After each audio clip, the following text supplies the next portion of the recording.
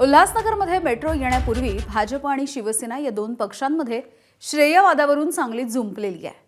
मी केलेल्या पत्रव्यवहारामुळेच उल्हासनगरमध्ये मेट्रो आली असा दावा भाजपचे आमदार कुमार आयलानी यांनी केला।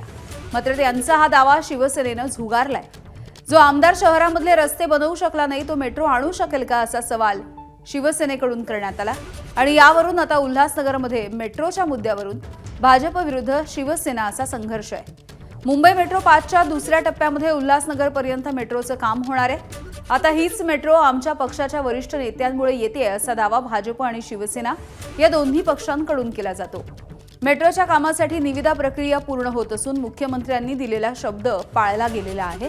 तर यासाठी मी स्वतः आमदार म्हणून सरकारकडे पाठपुरावा केला आणि त्यावरूनच ही मेट्रो येत असल्याचा दावा कुमार आयलानींचा आहे। हा दावा करत असताना ते उपमुख्यमंत्री एकनाथ शिंदेंचं नाव घ्यायला विसरले नाहीत। मात्र आमदारांकडून घेतल्या जाणाऱ्या या श्रेयावरून शिवसेनेनं समाचार घेतलाय।